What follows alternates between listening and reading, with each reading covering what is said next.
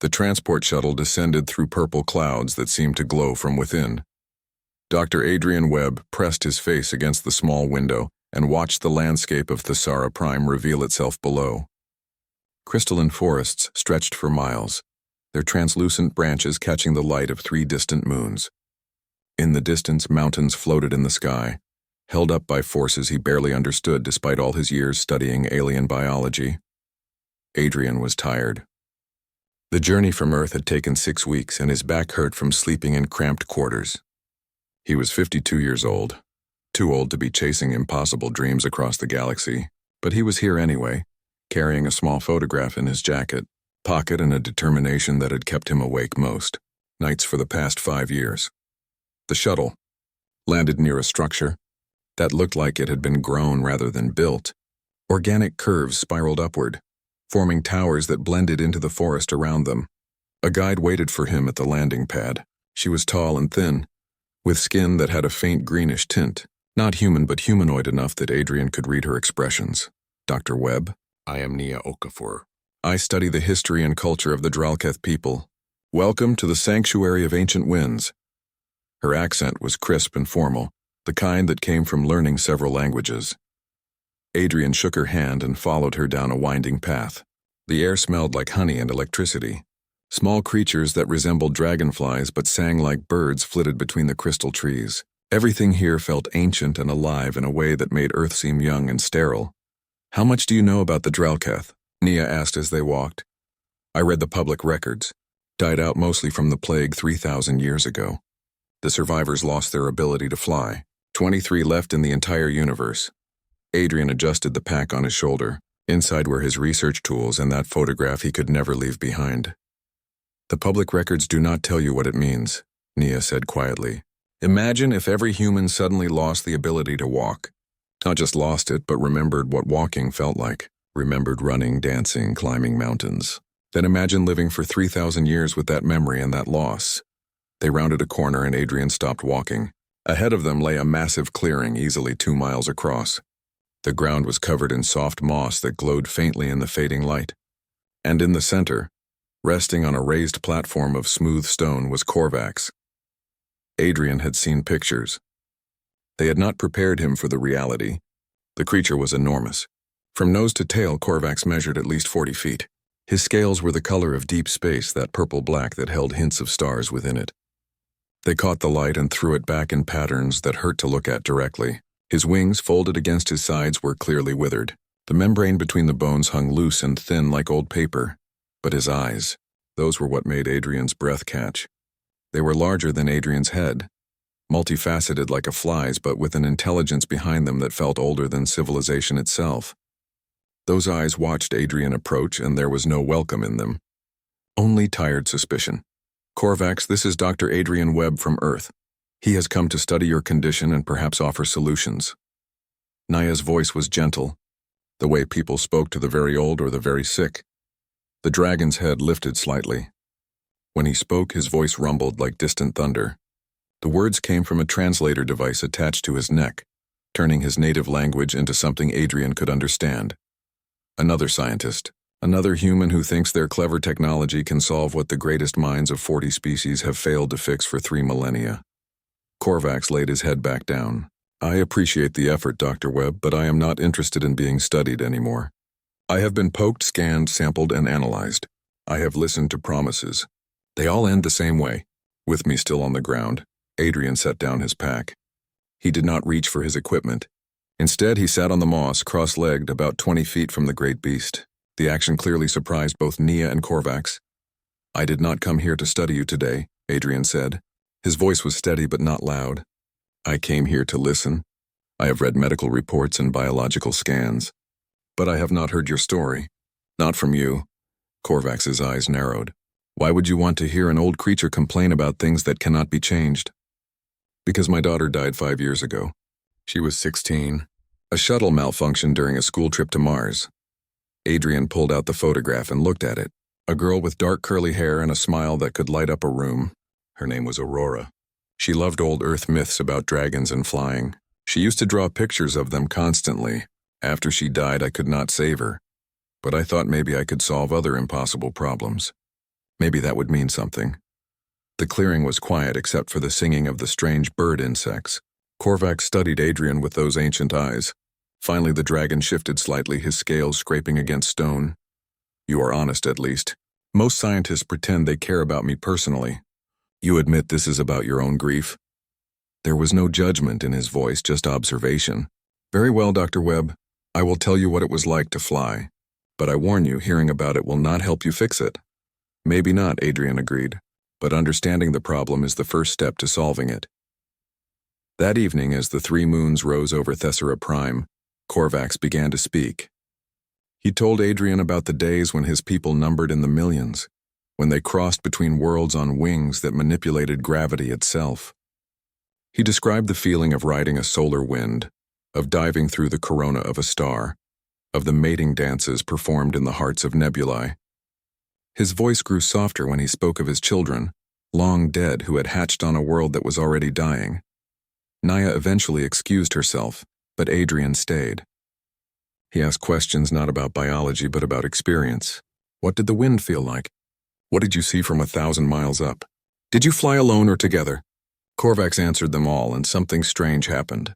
The suspicion in those ancient eyes began to fade, replaced by something Adrien recognized. It was the look people got when they talked about things they had lost and thought no one cared to hear about anymore. 3 days passed this way. Adrien set up a small camp near Corvax's platform. He took no samples and ran no tests. He just listened. On the 3rd evening, as Adrien was preparing a simple meal, Corvax asked him a question.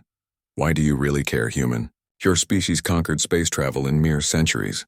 You spread across the galaxy like a wildfire. What is the flight of one broken creature to beings who achieved in a few generations? What took my people millions of years? Adrien looked up at the floating mountains, at the impossible beauty of this alien world. He thought about Aurora and her drawings of dragons. He thought about every patient he had ever treated who had been told their condition was incurable, their situation hopeless. Because impossible is just a word we use before we understand the solution. Adrien said simply, every problem has an answer. Every question has a path forward. Sometimes we just have not found it yet. You have lived 3,000 years without the sky, Corvax. I think you have been patient enough. I think it is time someone tried something different. Corvax was silent for a long moment. Then, for the first time since Adrien had arrived, the ancient dragon laughed. It was a rusty sound, like something that had not been used in centuries. Something different, yes. I suppose I have nothing left to lose except more time. Very well, Dr. Adrien Webb. Show me this different approach of yours. Surprise an old dragon. Make me believe in possibilities again. Adrien smiled and pulled out his datapad. On the screen were schematics and designs that would have made the Galactic Conservation Council shut down his project immediately if they knew. Plans that broke a dozen regulations and challenged the fundamental approach every other scientist had taken. Tell me, Corvax, do you know how humans learned to fly? We did not wait to evolve wings. We built them. Rain fell on the research facility, each drop creating tiny ripples in the shallow pools that had formed on the crystalline roof. Adrien stood in his small office, surrounded by holographic displays showing anatomical scans, energy readings, and historical records. 6 months had passed since that first conversation with Corvax, and the dragon had agreed to let Adrien try his radical approach. The problem was clear enough. The Draketh had once generated bioelectromagnetic fields through specialized organs in their wing membranes. These fields allowed them to manipulate gravity, making flight possible despite their enormous size. The plague had destroyed those organs completely. Every other scientist had tried to repair or replace them using cloned tissue or synthetic substitutes.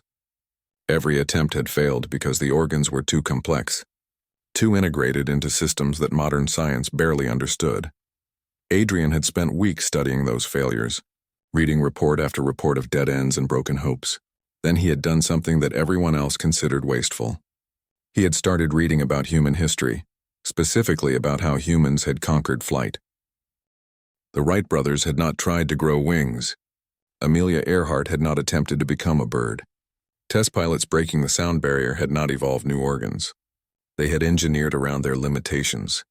They had built machines that worked with physics rather than biology.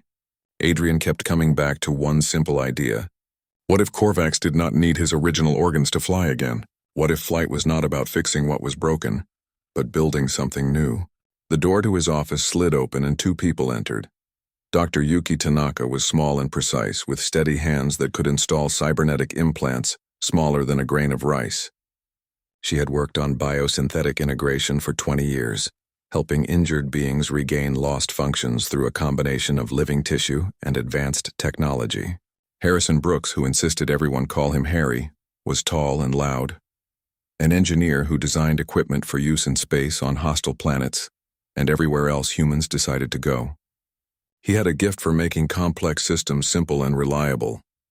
"Your message said you had a breakthrough," Yuki said, settling into a chair and pulling up her own holographic display. "Show us." Adrien gestured and the largest hologram expanded. It showed Corvax's wing structure, highlighting the dead tissue where the bioelectric organs had once been. "Everyone has been trying to rebuild these organs. It cannot be done. The tissue is too specialized and we do not fully understand how they worked even when they were functional. So I asked myself, what would a human do?" Harry leaned forward, studying the diagram. Humans would bypass the biological system entirely, build an external framework that does the job mechanically. Exactly. But that has been tried. Exoskeletal wings, anti-gravity harnesses, propulsion units. They all failed because they were separate from Corvax. He could not control them properly. The Draketh flew through instinct and neural connection. Their brainstem connected directly to the flight organs. Any external system feels foreign to them. Adrien made another gesture and a new schematic appeared. "So we meet in the middle. We create a hybrid system, part biological, part synthetic, fully integrated." Yuki stood and walked closer to the hologram, her eyes scanning the details. "You want to implant neural interfaces that connect to his existing nervous system. Then attach biosynthetic muscle fibers that respond to his neural commands. The actual lift comes from artificial graviton emitters, but they are controlled by his own body. The system would not replace his wings. It would enhance what remains. The withered membrane becomes a framework for new technology. We culture living tissue from his own cells to create the integration layer, so his body does not reject it. The neural interface taps into his vestibular system, which is still functional. He would not be learning to control a machine. He would be moving his own body, and the technology would respond." Adrien pulled up comparison images. "When humans lost the ability to walk, we did not try to grow new spines. We built exoskeletons that moved with them. This is the same concept but far more advanced." Harry was nodding slowly, but his expression was troubled. "It is brilliant. It is also incredibly dangerous.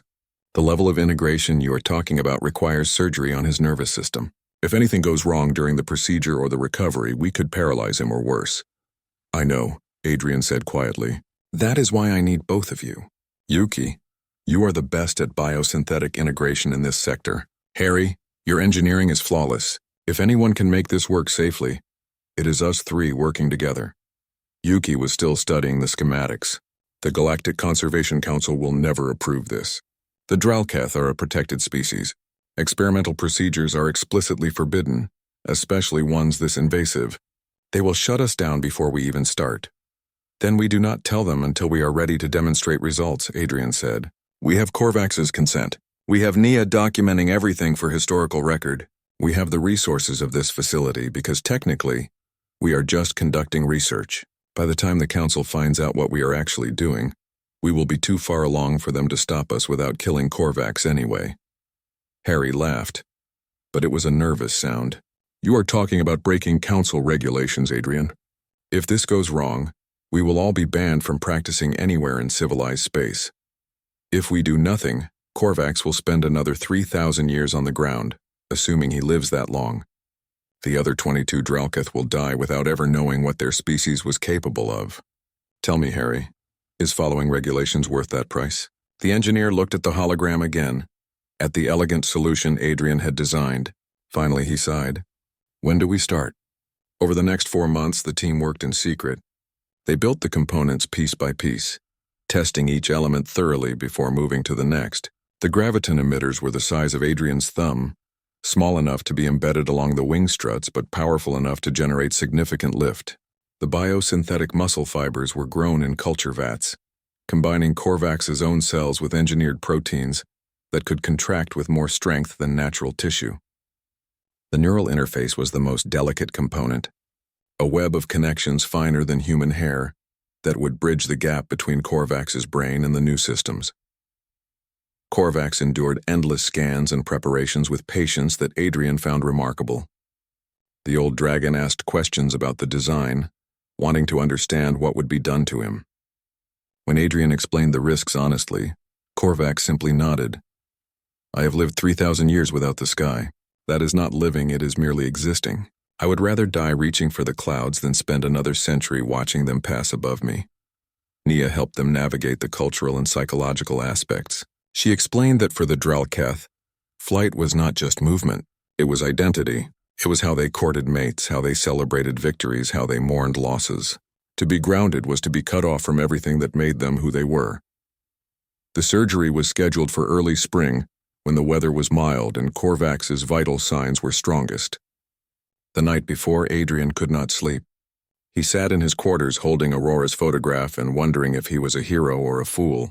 What if the integration failed? What if Corvax's body rejected everything and he died in agony? What if Adrien was so desperate to solve an impossible problem that he had stopped thinking clearly about the cost? But then he remembered Corvax's words, I would rather die reaching for the clouds. The old dragon had made his choice. Adrien's job was to give him the best possible chance. The surgery took 14 hours. Yuki's hands never shook as she installed the neural interface connections, each one placed with microscopic precision. Harry monitored the graviton emitters as they were embedded along the wing structure, ensuring they would distribute the lift evenly. Adrien oversaw everything, making decisions when complications arose and adjusting the plan in real time. When it was done, Corvax lay unconscious in the recovery chamber, his wings wrapped in protective fields while the initial integration began. Biosynthetic fibers glowed faintly blue where they connected to his natural tissue. The neural interface showed positive readings, signals passing back and forth between brain and machine. He is stable, Yuki reported, though her voice was exhausted. Now we wait and hope his body accepts everything. They waited. For 3 days, Corvax remained unconscious while his body processed the changes. For 3 days, Adrien barely left the medical facility, watching readouts and praying to gods he did not believe in. On the 4th day, Corvax woke up. His eyes opened and focused on Adrien. Through the translator, his voice came out weak but clear.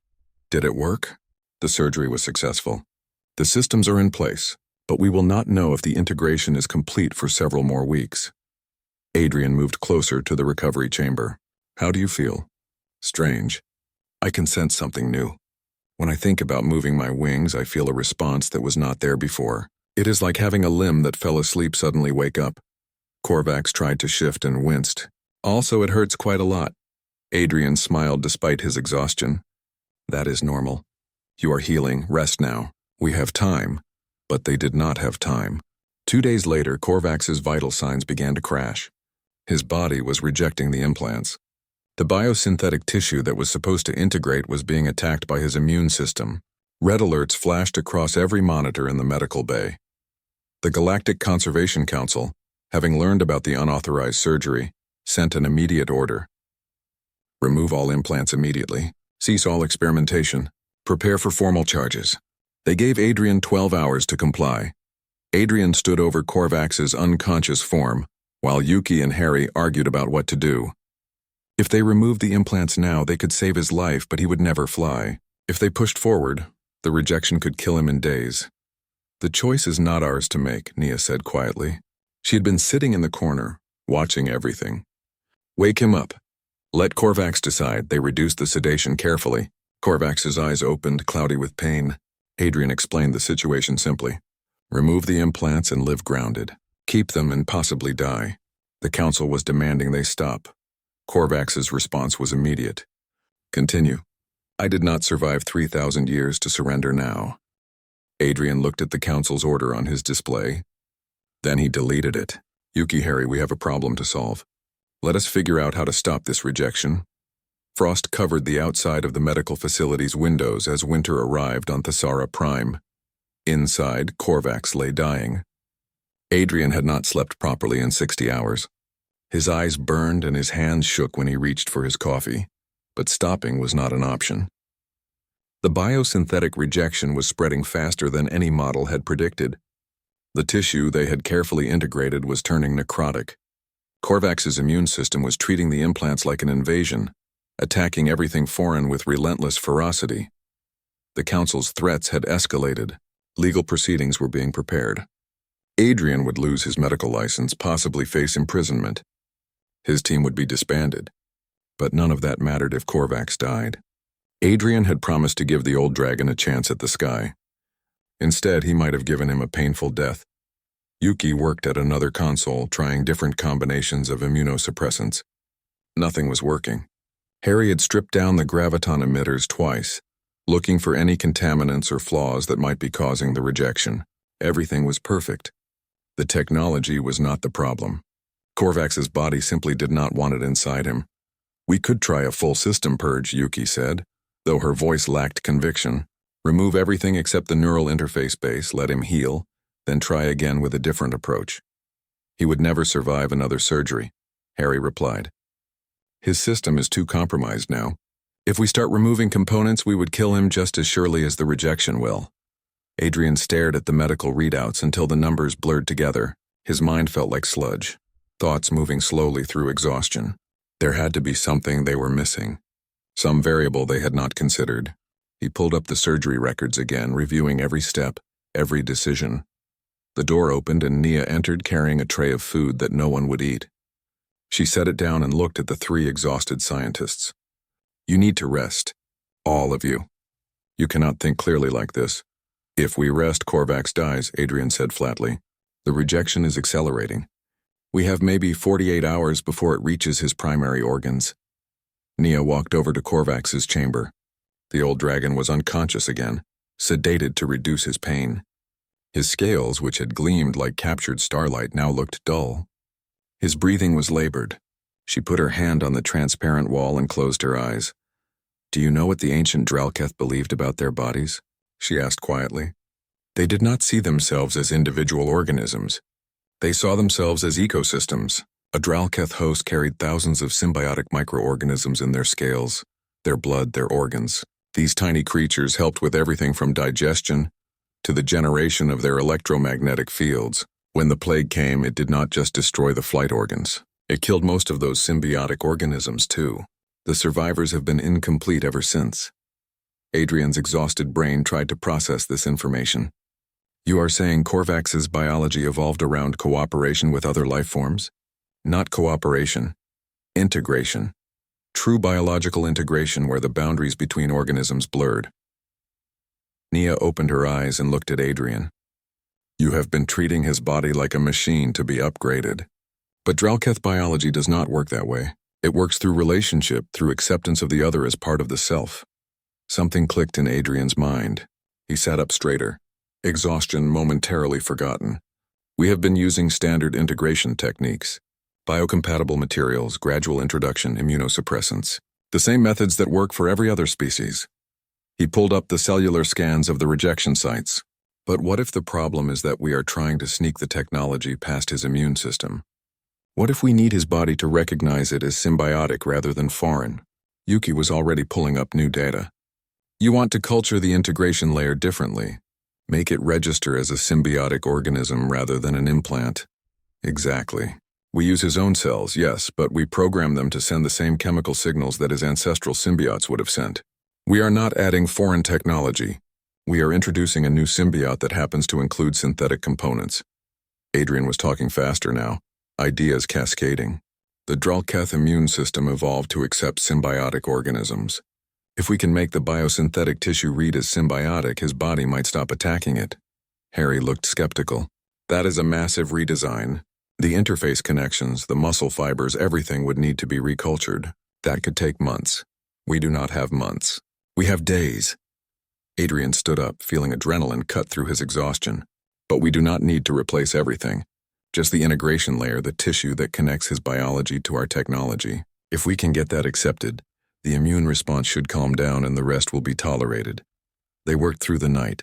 Yuki reprogrammed the culture vats, adding genetic markers that mimicked the chemical signatures of ancient Draketh symbiotes. The information came from old DNA samples that Nia provided.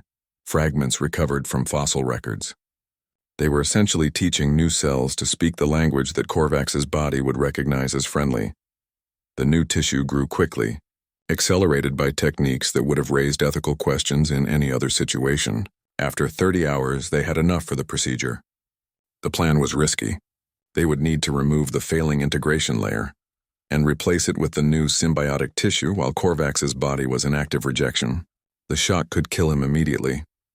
Adrien went to Corvax's chamber and reduced the sedation enough for the dragon to understand what was happening. Those ancient eyes opened, still sharp despite the pain racking his body. "We think we know what went wrong," Adrien explained. "We can try to fix it, but the procedure is dangerous. You might not survive it, or we can keep you sedated and comfortable for the time you have left. I will not lie to you, Corvax. The odds are not good either way." The dragon was quiet for a long moment. When he spoke, his voice was weak but certain. "Do you remember what I told you about my children? They hatched on a dying world. They lived for only a few years before the plague took them. But in that time they knew joy. They knew wonder. They experienced the world fully even though it was brief." His eyes focused on Adrien. "I would rather have days of fighting for the sky than months of comfortable surrender. Do the procedure." The surgery took 8 hours. They worked in careful layers, removing the rejected tissue and replacing it with the new symbiotic versions. The new material was different in texture and color, glowing faintly with bioluminescence that came from the genetic markers they had added. As they placed each section, they watched Corvax's immune response carefully. For the first hour, nothing changed. The attack continued. Adrien felt despair creeping in. They had gambled everything and it was not working. Then slowly the immune response began to shift. The aggressive cells that had been attacking the implants started to withdraw. The inflammation decreased. The new tissue was not being rejected. It was being accepted. Corvax's body was recognizing it as something that belonged. By the end of the surgery, the vital signs had stabilized. Not recovered, not healthy, but stable. It was the first positive sign they had seen in 3 weeks. They moved Corvax back to the recovery chamber and waited. Adrien slept for the first time in days, collapsing on a cot in his office. When he woke, 14 hours had passed. He stumbled to the medical bay, expecting the worst. Instead, he found Yuki and Harry smiling. "The integration is holding," Yuki reported. "His immune system is treating the new tissue as symbiotic flora. The rejection has stopped. He is actually healing now." Adrien approached Corvax's chamber with his heart pounding. The dragon was still unconscious, but his color was better. The dullness had left his scales. His breathing was even. On the monitors, all the critical numbers were moving in the right direction. "How long until we know if this worked?" Adrien asked. "Days, maybe weeks. But the crisis has passed. If the integration continues like this, he will survive." Harry clapped Adrien on the shoulder. "You did it. You figured out what everyone else missed." But Adrien was thinking about Nia's words, about how Draketh biology was built around relationships with other organisms. He had not figured it out alone. None of them had. It had taken a human biologist, a cyberneticist, an engineer, and a cultural historian working together. Just like Corvax's body needed symbiotes, the solution had needed multiple minds contributing different perspectives. "We did it," Adrien corrected, "and we are not done yet. Making him survive is only the first step. We still need to see if he can fly." The Council's demands had not stopped. Every day brought new messages threatening legal action. But public opinion was shifting. News of Corvax's survival had leaked, and suddenly billions of beings across the galaxy were watching. Half thought Adrien was a hero. Half thought he was a reckless fool. But everyone wanted to know what would happen next. 3 months passed. Corvax woke up gradually, spending longer periods conscious each day. The biosynthetic tissue had fully integrated, and the systems were functioning at levels beyond what Adrien had hoped for. The graviton emitters were online. The neural interface was processing signals correctly. The muscle fibers responded to Corvax's thoughts.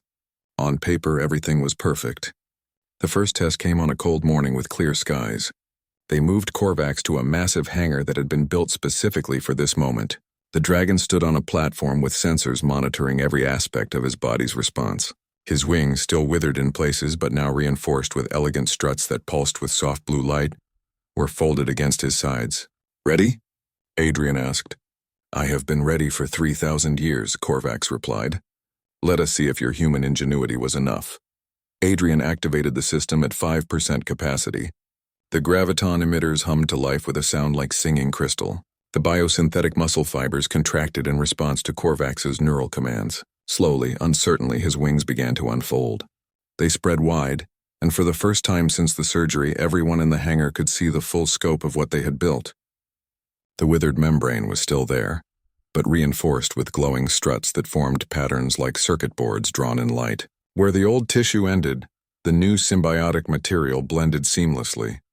Bioluminescent and beautiful, Corvax flexed his wings experimentally. The motion was jerky, unpracticed, but it was real. Then he pushed down with all his strength. The graviton emitters flared, and Corvax lifted one foot off the ground, then another. For 5 seconds, the ancient dragon hovered 3 feet in the air. Then his strength gave out and he settled back to the platform, breathing hard. But as he caught his breath, a sound emerged from his chest that Adrien had never heard before.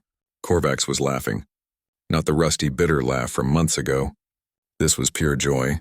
I felt it, the dragon said, his voice filled with wonder. For 5 seconds, I felt the absence of weight. I felt the beginning of flight. It is possible. It is actually possible. Adrien wiped tears from his face, not caring who saw. Yes, now we just need to teach you how to do more than hover. But hovering was not flying, and the council's patience had run out. They gave Adrien an ultimatum. Corvax must achieve sustained, controlled flight within 6 months, or they would declare the project a failure and shut down all similar research forever. The pressure was unbearable, but Adrien had not come this far to give up now. Wind howled through the artificial canyon they had constructed for Corvax's training. The structure stretched 2 miles long and half a mile deep, carved from solid rock using mining equipment. Safety nets made of force fields lined the walls in case Corvax fell. Monitoring equipment covered every surface, recording data that Adrien and his team reviewed obsessively each night. Month 1 of training began badly. Corvax could hover now for up to a minute, but the moment he tried to move forward, he lost stability and crashed into the nets. Each crash bruised his pride more than his body. After the 7th failure in a single morning, the ancient dragon roared in frustration and refused to continue. Adrien sat on the canyon floor, eating his lunch while Corvax sulked on a nearby outcropping. The dragon's tail lashed back and forth, knocking loose stones that clattered down the cliff face. I am too old for this, Corvax finally said. My body has forgotten how to fly. 3,000 years is too long. Your body never knew how to fly like this, Adrien pointed out. What you did before used different organs, different physics. This is new. You are not remembering. You are learning. Then perhaps I am too old to learn. Corvax's voice carried an edge of defeat that worried Adrien more than any physical injury could. Adrien thought about Aurora, about the times he had tried to teach her to ride a bicycle. She had fallen dozens of times, scraped her knees, cried in frustration. He had wanted to give up, to just buy her a hover scooter like all the other kids had. But she had insisted on learning the old way. When she finally managed to ride without training wheels, her joy had been incandescent. When humans learn to fly aircraft, we start small. We do not just jump in a ship and head for orbit. We practice basic maneuvers until they become instinct. Ground school, simulation, short flights with an instructor. You are trying to master everything at once. Adrien stood and brushed dirt from his pants. What if we treat this like physical therapy instead of testing? Small goals. Hold position for 1 minute. Lift 5 feet instead of 3. Turn 90 degrees. Build up slowly. Corvax considered this. You would have me celebrate hovering in place like a hatchling learning to glide? I would have you celebrate progress no matter how small. You hovered for 5 seconds 3 months ago. Today you can hover for a minute. That is not failure. That is improvement. They changed the approach. Each day focused on one specific skill. Altitude control. Rotation. Maintaining position against artificial wind from fans Harry installed. The goals were small enough to be achievable but challenging enough to require effort. Slowly, day by day, Corvax's confidence rebuilt.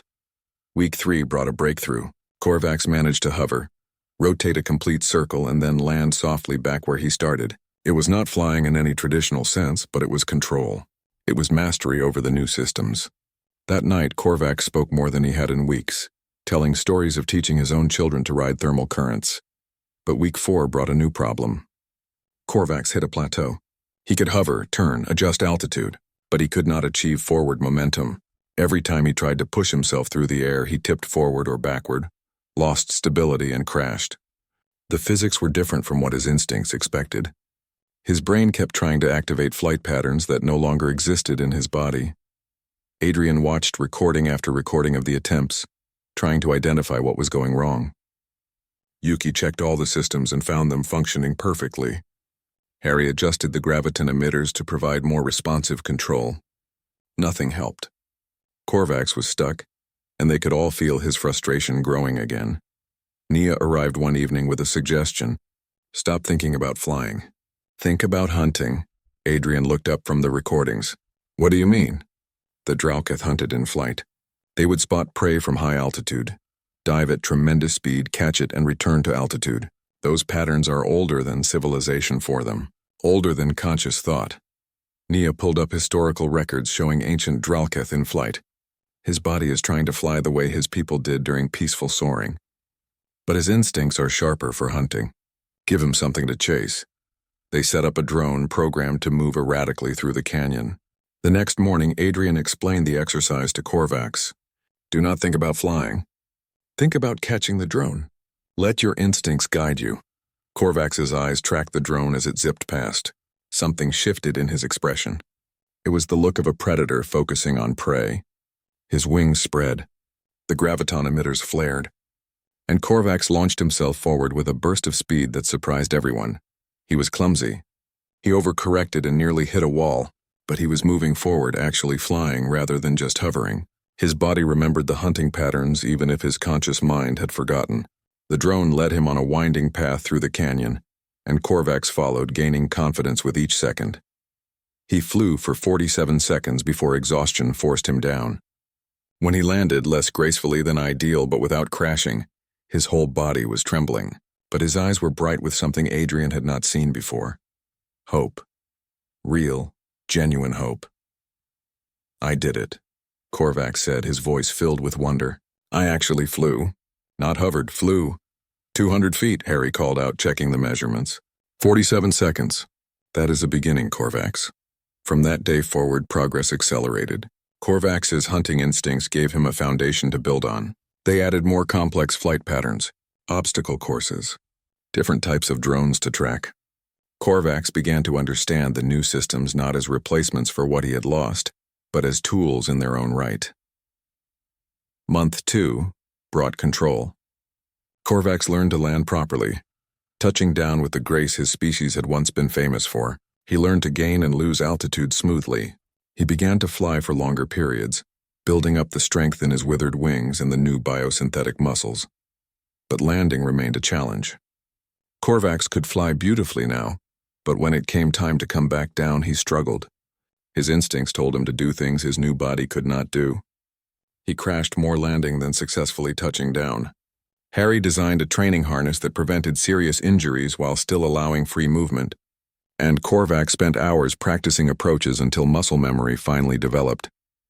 During this time, word spread among the other Draketh.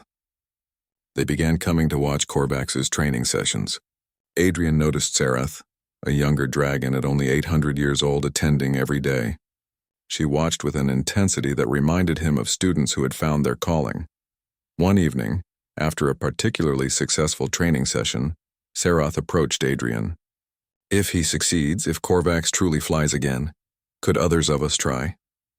Could I? Adrien looked at the young dragon. She was smaller than Corvax, her scales a brighter shade of purple. Her wings, though withered like all Draketh, seemed less damaged. The surgery is dangerous. The recovery is difficult, and there are no guarantees. But there is a chance. After 800 years without hope, would you not take any chance? Sarath's eyes held the same determination Adrien had seen in Corvax. Please, evaluate me. If Corvax can fly, I want to learn beside him. Adrien promised to consider it after Corvax's evaluation by the council, but privately he began running preliminary scans on Sarath. If this worked, if they could give flight back to more than just one dragon, it would mean everything. Month 5 arrived too quickly. The council scheduled their evaluation. Corvax would have to complete a predetermined course. Take off, fly through a series of markers, and land safely. Total distance, 2 miles. Time limit, 10 minutes. Failure meant the end of everything. They practiced the course until Corvax could fly it in his sleep. Every turn, every altitude change, every marker position was memorized. On paper, he was ready. The technical requirements were not that difficult for him anymore. The evaluation day came with clear weather and moderate winds. Representatives from 40 species gathered to watch. The event was broadcast across civilized space. Billions watched, waiting to see if the impossible had been achieved. Adrien stood beside Corvax at the starting point. The old dragon was calm, more calm than Adrien felt. "Remember," Adrien said, "this is just another training run. You have done this 100 times. "No," Corvax replied. "This is more than that. This is proof that extinction is not permanent, that what is lost can be found again. That hope is not foolish." He looked at Adrien with those ancient eyes. "Thank you for believing when I could not." The signal was given. Corvax activated his systems, spread his wings, and launched into the sky. He flew the course perfectly. Every turn was precise. Every marker was passed with meters to spare. He gained altitude smoothly, dove confidently, and maintained speed throughout. 9 minutes and 30 seconds after he started, Corvax landed softly at the finish point. The crowd erupted in applause. The council members conferred among themselves. Corvax had met every technical requirement. The evaluation was a success. But Adrien saw something in Corvax's expression that troubled him. That night, after the celebration had ended and the crowds had left, Adrien found Corvax alone at the edge of the canyon, staring at the stars. "You did it," Adrien said. "You flew. The council approved everything. We can begin procedures on other Draketh now." "I completed the course," Corvax agreed. "I demonstrated competence. But Adrien, I must tell you the truth." The dragon's voice was heavy with sadness. "I can move through the air. I can control my trajectory. But I cannot feel it. The wind does not speak to me anymore. I do not sense the currents or taste the sky. I'm a puppet dancing on strings of electricity. This is not flight. This is elaborate falling with style." Adrien's heart sank. They had restored the ability to fly, but they had not restored what flight meant to the Draketh. The technology worked perfectly, but something essential was missing. Something that could not be engineered or programmed. They had failed in a way Adrien had never anticipated. Snow was falling on Thesara Prime. Tiny crystalline flakes that caught the light and sparkled like stars falling from the sky. Adrien stood outside the research facility, watching them accumulate on the ground, and felt more lost than he had since Aurora's death. 2 weeks had passed since Corvax's successful demonstration, but the dragon had not flown since. He stayed grounded, his wings folded, his systems powered down. The council had approved funding for additional procedures. Sarath and 3 other Draketh had volunteered for surgery, but Adrien had put everything on hold. What was the point of giving more dragons the ability to fly if flight no longer meant anything to them? He had solved the technical problem while missing the fundamental question. How do you restore not just function but meaning? Inside his office, he found Nia waiting. The cultural historian looked tired, dark circles under her eyes from sleepless nights spent researching. She had pulled up dozens of ancient texts written in Draketh languages so old that translation software struggled with them. "I think I found something," she said without preamble. "Something about why Corvax cannot feel the flight." Adrien sat down, grateful for any insight. "Tell me." The Draketh never flew alone. Ever. Even when they were just traveling from one place to another, they flew in formations called winds. Minimum 3, usually 5 to 10, sometimes hundreds for migrations or battles. Nia pulled up images from archaeological records showing Draketh in flight. Their bioelectromagnetic fields did not just provide lift. They interwove. Each dragon sensed the others in their wind. It was not just proximity, it was connection. They felt each other's presence, each other's adjustments, each other's intentions. "Like a hive mind?" Adrien asked. No, they remained individuals, but their senses extended to include their windmates. When one dragon caught a thermal current, the others felt it through the field resonance. When one banked left, the others sensed the intention before the movement. They did not fly together. They flew as one organism with many bodies. Nia's voice was soft with wonder. That is what Corvax lost. Not just the ability to fly, but the ability to feel connected to others while flying. He is alone in the sky, and for his species, that is not flying at all. Adrien felt the pieces click together. Corvax had described it perfectly. The wind did not speak to him. He could not sense the currents or taste the sky, because those sensations had never been individual experiences for the Draketh. They had been communal, shared through the electromagnetic field connections. We gave him back his wings, but not his wind, Adrien said quietly. Can we recreate that? The field connections between dragons? I do not know, Nia admitted. The technology might be possible, but we only have one flying Draketh. You cannot create a wind with a single member. Adrien thought about that for a long time. Corvax needed other Draketh flying beside him, their fields interwoven with his, but there were no other flying Draketh. The problem seemed insurmountable until Adrien remembered something Aurora used to say. When the real solution is impossible, make a fake one good enough that it does not matter. What if we could simulate other Draketh? He asked. Create artificial field generators that mimic their electromagnetic signatures. Not to help Corvax fly, but to help him feel less alone while flying. Nia looked shocked. That would be artificial emotional manipulation. Creating false sensations of connection. Would it? Or would it be giving him back something that was stolen by the plague? Adrien pulled up specifications for the graviton emitters they had already built. We know how to generate electromagnetic fields. We can program them to pulse in patterns similar to what living Draketh produced. Place them in autonomous drones that fly beside him, maintaining formation. His senses would register them as other dragons, but they would not be real.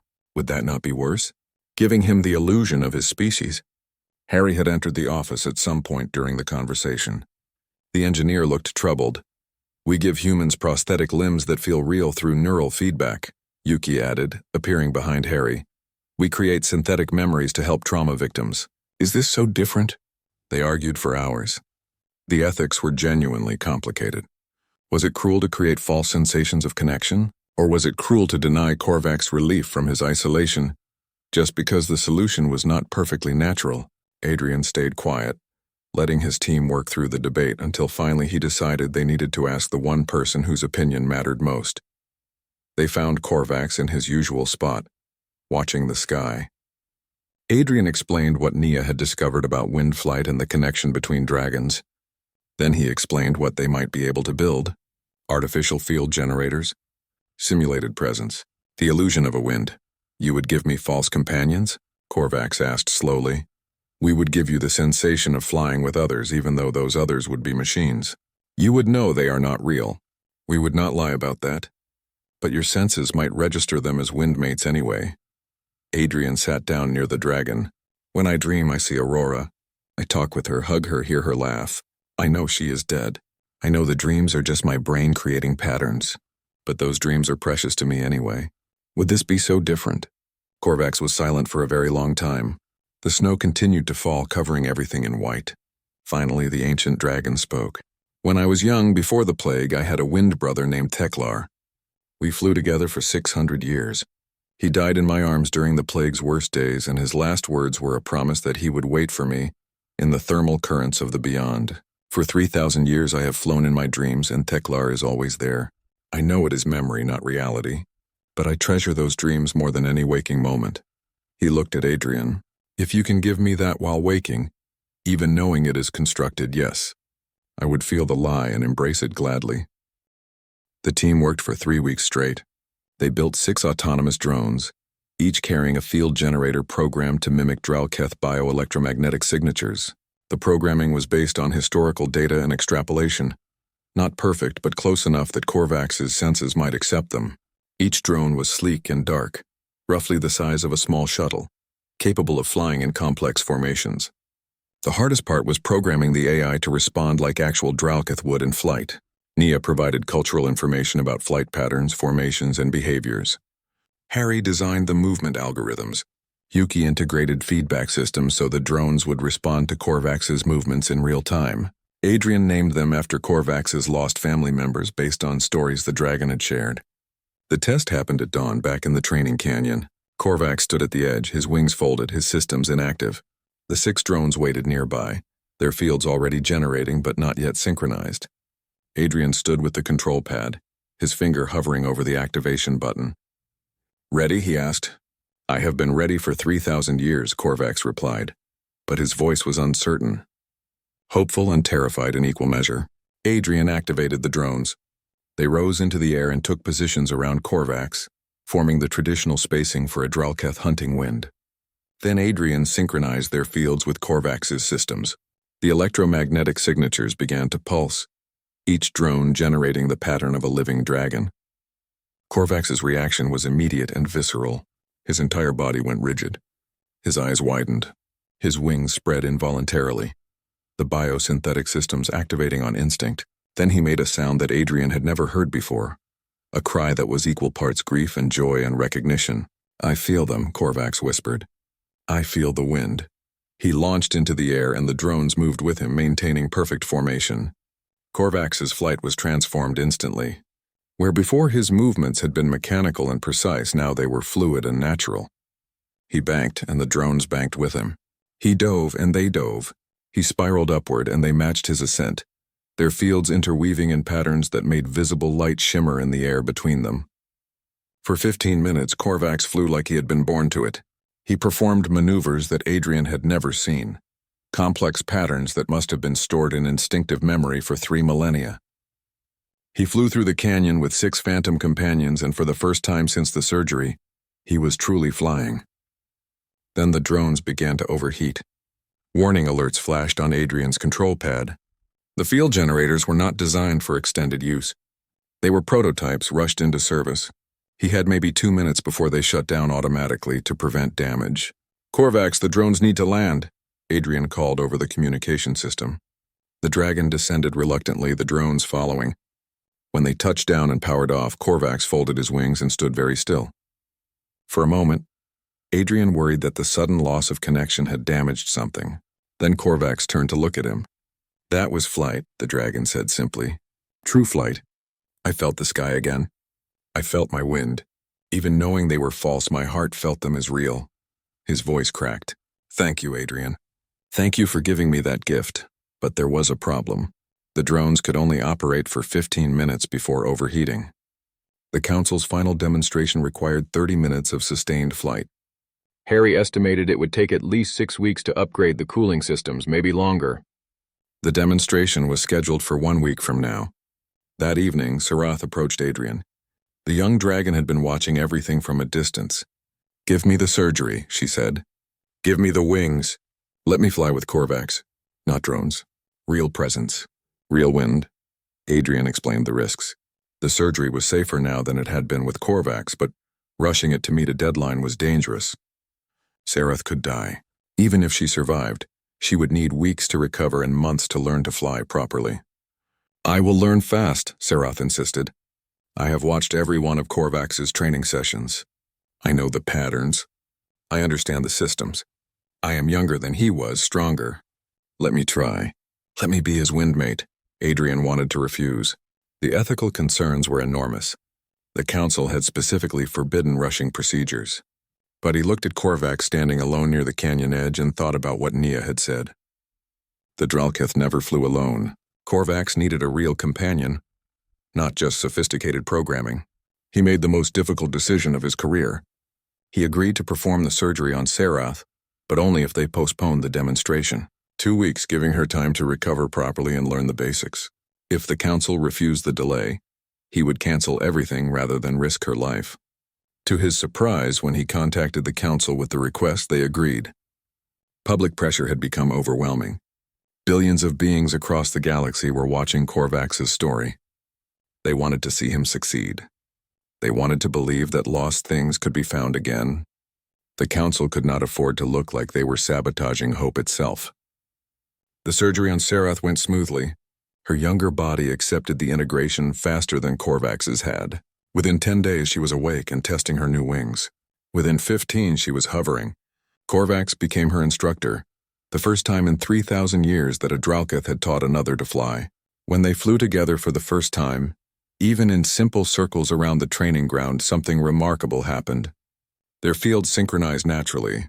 Sarath, following pure instinct, matched her movements to Corvax's without being taught. Ancestral memory woke in her. Patterns coded into Draketh DNA that had been waiting for this moment. She flew like she had always known how. And Corvax, flying beside a real member of his species for the first time in millennia, came alive in a way that no artificial wind could replicate. They spiraled together, dove together, rode thermal currents together. It was not perfect. Sarath was still learning, but it was real, and reality was worth more than any illusion. The demonstration was rescheduled for 2 weeks later. This time the requirement was different. Not just technical competence, but evidence of sustainable flight. Evidence that this was not just a temporary achievement, but the beginning of something that could continue. Morning light filtered through the crystal forests of Thesara Prime, casting rainbow patterns across the ground. Adrien stood at the edge of a cliff overlooking the floating mountains, his hands wrapped around a cup of tea that had gone cold hours ago. Today was the final demonstration.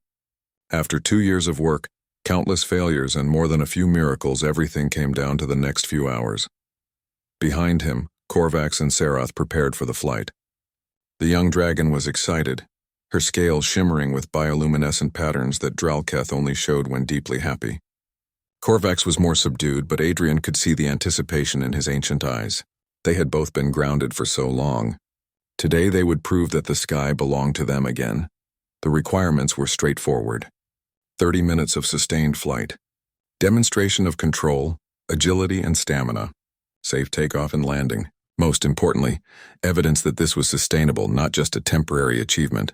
The Council wanted to see that the Draketh could truly reclaim their heritage. Not just perform a single successful flight. Representatives from 40 different species filled the viewing platforms built around the demonstration area.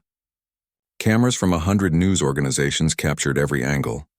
An estimated 10 billion beings across civilized space were watching the live broadcast.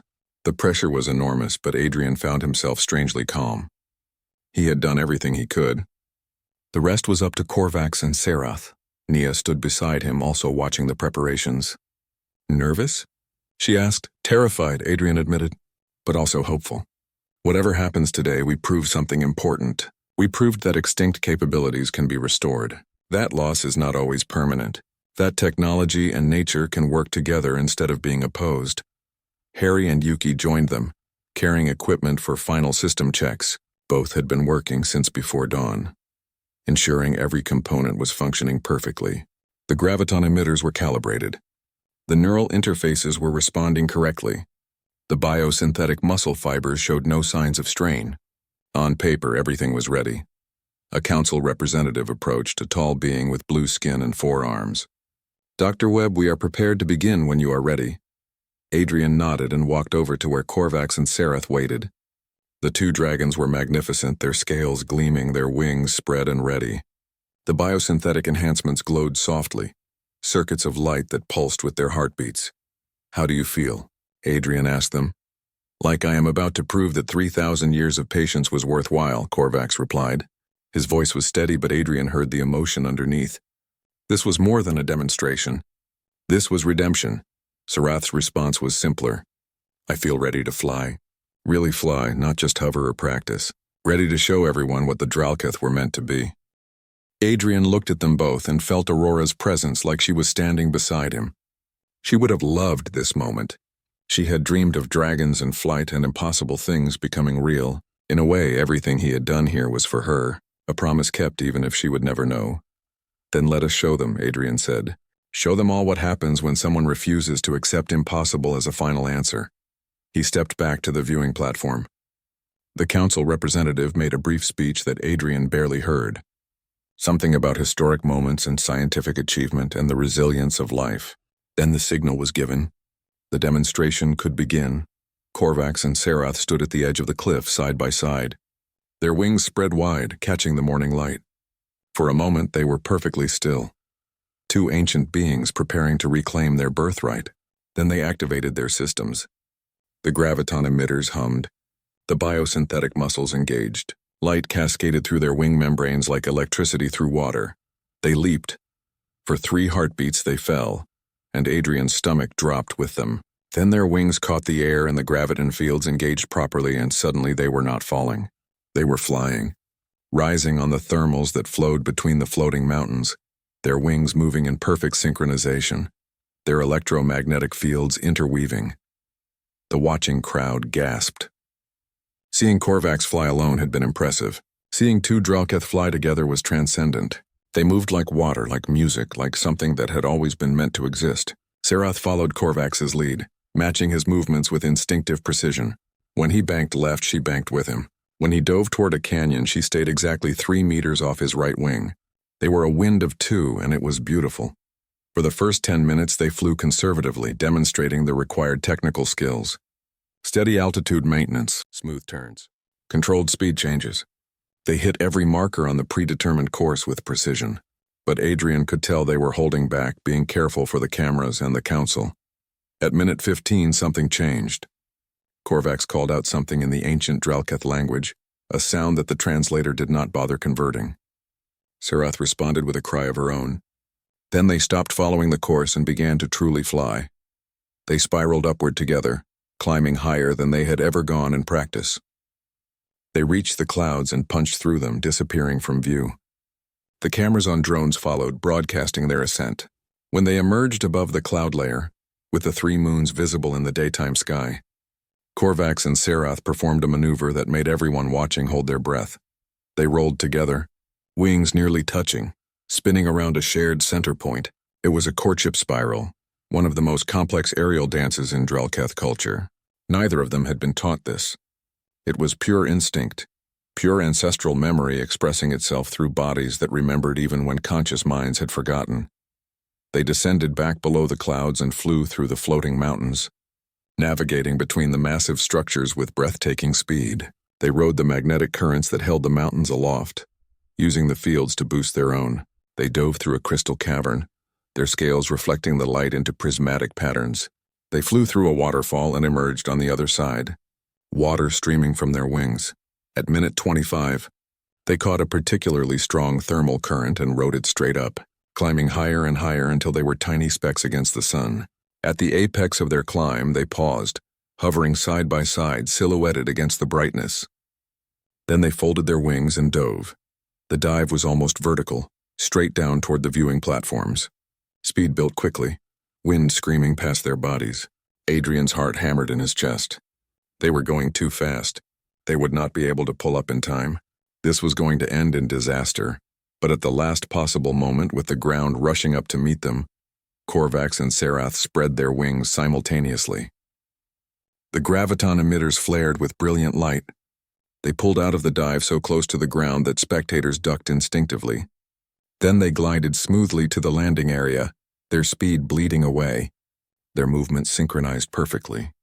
They touched down side by side, wings still spread, the biosynthetic systems glowing with exertion. For a moment there was complete silence. Then the crowd erupted. Cheering applause, cries of amazement in a dozen languages. The demonstration had lasted exactly 31 minutes and it had been flawless. But Adrien was not watching the crowd. He was watching Corvax and Serath. The way they stood close together, their wings still partially spread, their fields still intertwined.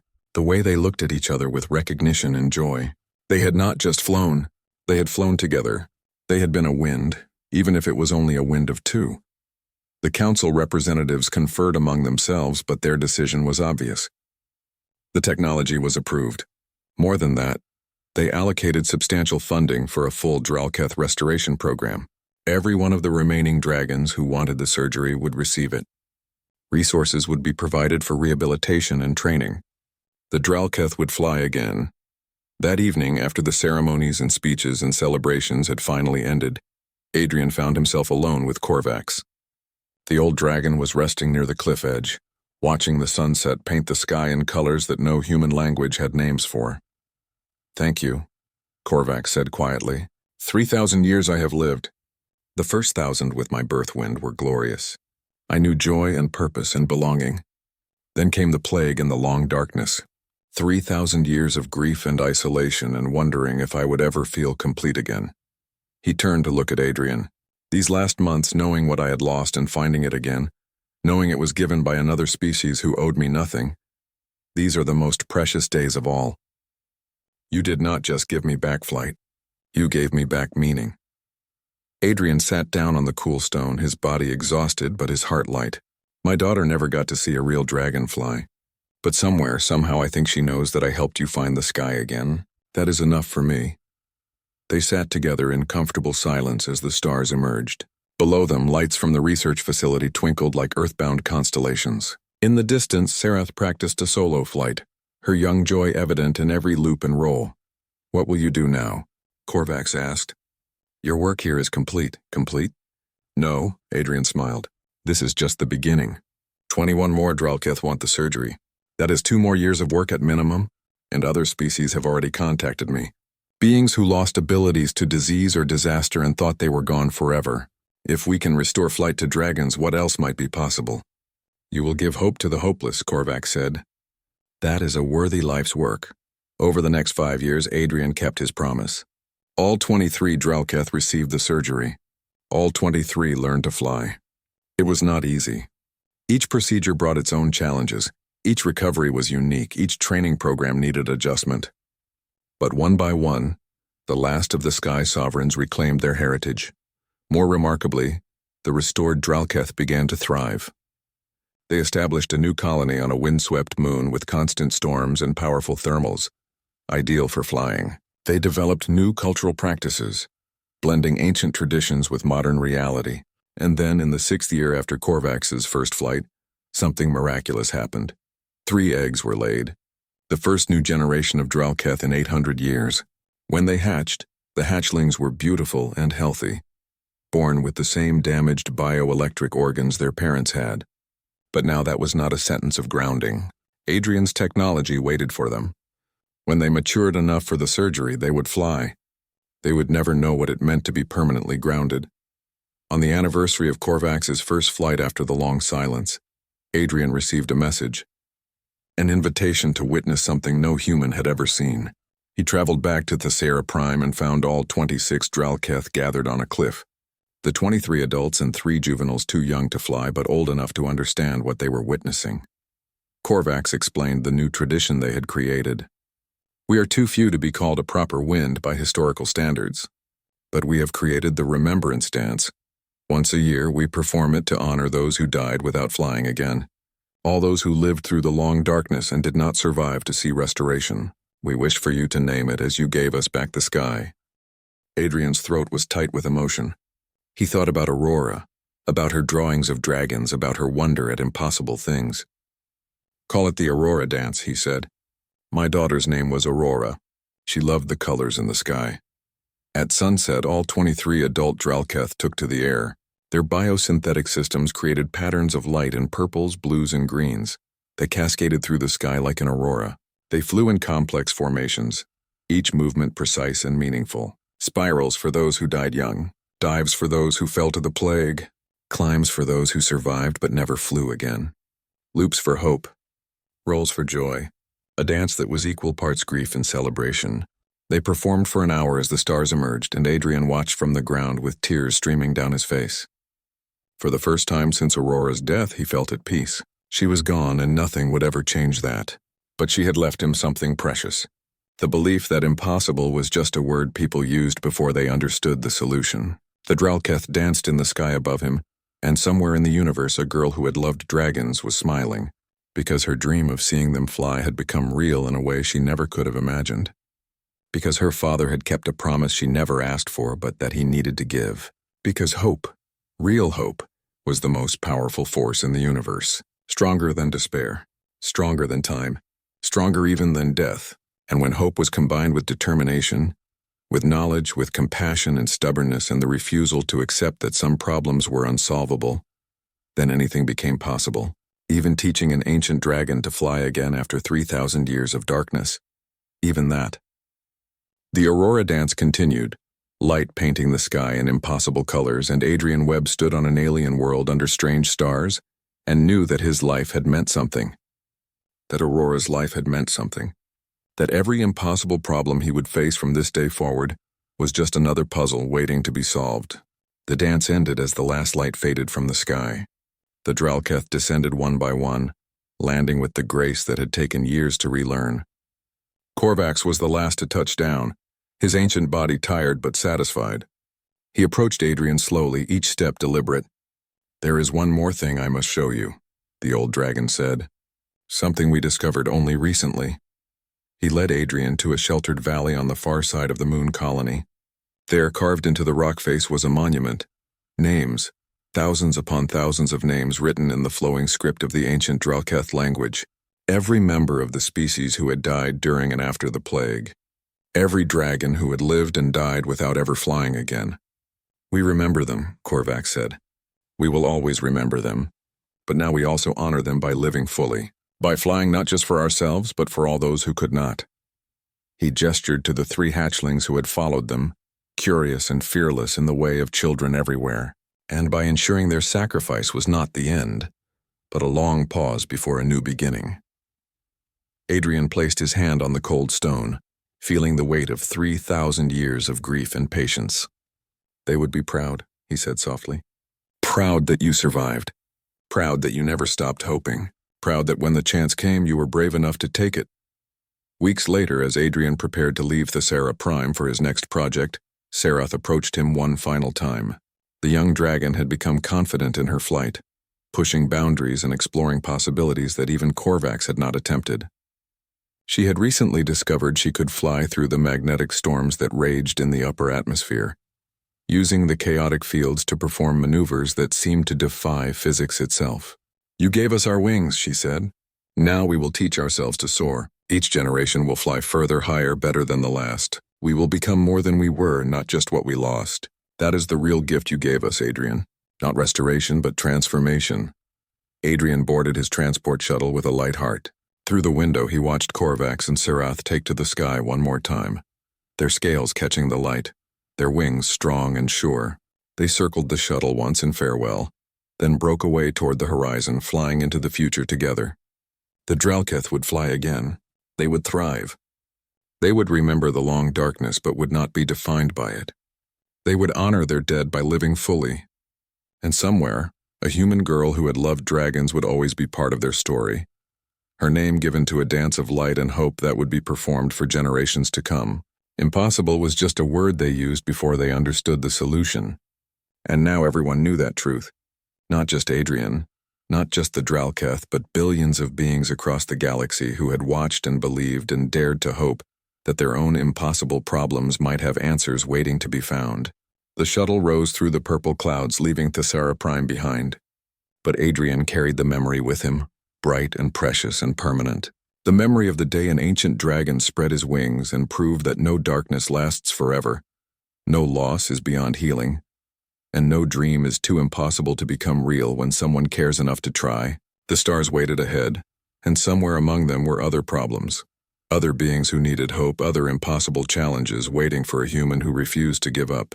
Adrien smiled and settled in for the journey, already thinking about the next puzzle, the next solution, the next miracle waiting to be discovered. Because that was what humans did best. They looked at the impossible and said, "Not yet." They took what was broken and found new ways to make it whole. They refused to accept that some things could not be fixed, some problems could not be solved, some dreams could not come true. And sometimes, just sometimes, that stubbornness changed everything.